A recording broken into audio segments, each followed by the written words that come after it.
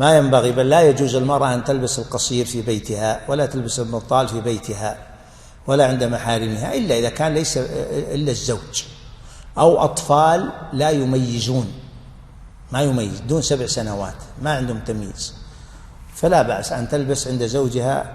اللبس الخفيف أو البنطال أو ما أشبه. أما عند النساء أو عند المحارم لا يجوز أن تبدي إلا ما يظهر منها عادة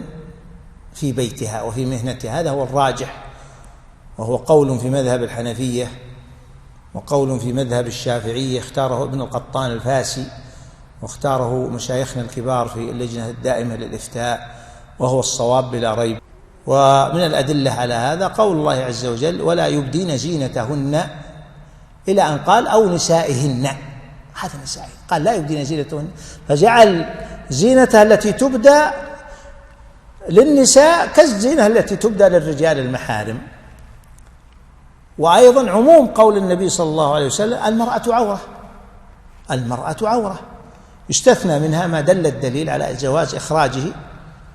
عند النساء،